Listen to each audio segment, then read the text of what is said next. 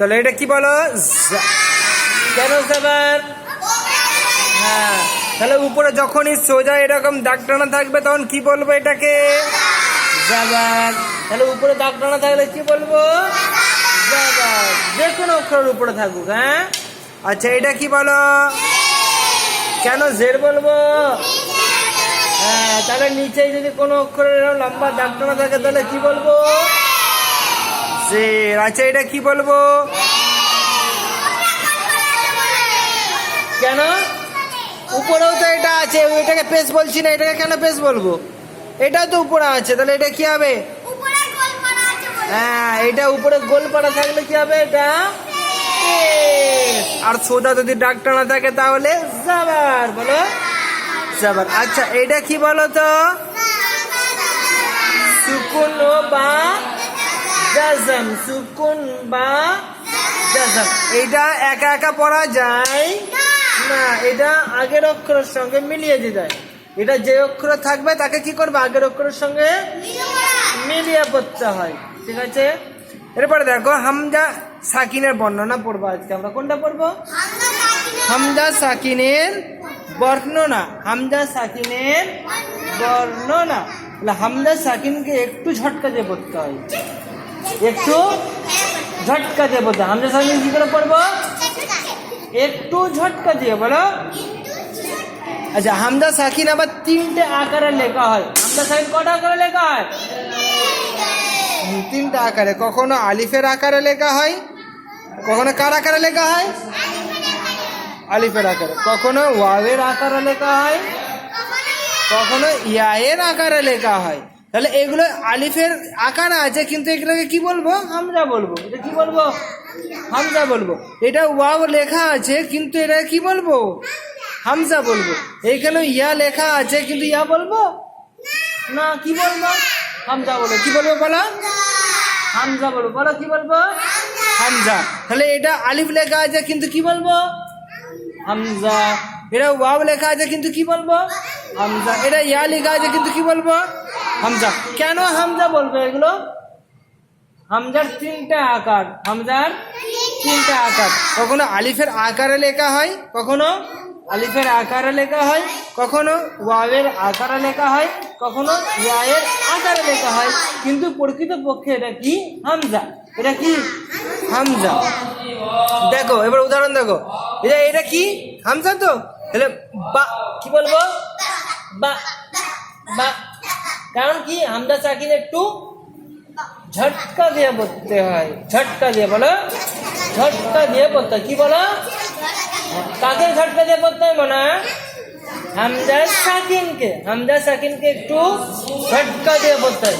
হামজা সাকিনকে একটু ঝটকা দিয়ে পড়তে হয়। হামজা সাকিনকে ঝটকা দিয়ে। তাহলে বা হামজা জাবার বা। বলো বা হামজা জাবার বা। বা হামজা জাবার বা। তাহলে এই জায়গা করবো কি? বা মুতাহারিক। বা মুতাহারিক। আর হামজা সাকিন ঝটকা হবে। হামজা সাকিন, হামজা সাকিন ঝটকা হবে। তারপরে দেখো ইয়া কি আছে? ইয়া কি আছে? বলো ইয়া কি আছে? এখানে ইয়া কি আছে? ইয়া। এখানে কি হামজা কার আকারে আছে? হামজা আলিফের আকারে। কার আকারে? বলো হামজা আলিফের আকার আছে, কিন্তু হামজা সাকিন কি করে পড়বো? ঝটকা দিয়ে। তাহলে ইয়া হামজা জাবার ইয়া। ইয়া হামজা জাবার ইয়া। ইয়া হামজা জাবার ইয়া। তাহলে ইজারা করলে কি হবে? ইয়া মুতাহারিক। আর মুতাহারিক কেন বলবো? জাবার জের পেশ যে অক্ষরের উপরে থাকে তাকে কি বলে? হ্যাঁ, জাবার জের পেশ যে অক্ষরের উপরে থাকবে তাকে কি বলে? মুতাহারিক। আর জাবার জের পেশকে কি বলে? হারাকাত। চলো এটা কি? হামজা সাকিন কার আকারে আছে? আলিফের আকারে। কার আকারে? বলো আলিফের আকারে। তাহলে হামজা সাকিন একটু ঝটকা হবে। হামজা সাকিন একটু ঝটকা হবে। হামজা সাকিন একটু ঝটকা। তাহলে ইয়া হামজা জাবান ইয়া। দেখো ইউ ইউ। আচ্ছা এই হামজাটা কার আকারে আছে? ওয়াওয়ের আকারে। কার আকারে? বলো ওয়াওয়ের আকারে। যখন বানান করবো তখন ওয়াও বানান করবো। কোনটা পড়বো? ওয়াওটাকে পড়বো। হামজাটাকে পড়তে হবে। কাকে পড়তে হবে বলো? এই হামজাটাকে পড়তে হবে, এটা ওয়াওটা পড়া হবে না। তাহলে ইয়া হামজা পেশ ইউ, ইউ ইউ ইউ। ইয়া মুতাহারিক হামজা সাকিন ঝটকা হবে, একটু ঝটকা হবে, একটু ঝটকা হবে। ইউ। এ হামজাটা কার আকারে আছে? ওয়াওয়ের আকারে। হামজা কার আকারে? ওয়াওয়ের আকারে। তাহলে কি করবে এটা প্রকৃতপক্ষে? হামজা ইউ বলো, ইউ। তু তু তু। তা হামজা পেশ তু, তু তু। তা হামজা পেশ তু, তু। হ্যাঁ, তা কি হবে? মুতাহারিক। তা মুতাহারিক। এই হামজাটা কার আকারে আছে? ওয়াওয়ের আকারে। হামজা কার আকারে আছে? ওয়াওয়ের। আর হামজা কি হবে? হামজা সাকিন ঝটকা হবে। হামজা সাকিন কি হবে বলো?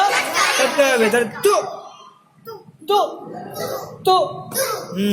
এই তো আরেকটা আকার আছে, এটা কি কোন আকারে আছে? হামজাটা ইয়ায়ের আকারে। হামজা কার আকারে আছে বলো?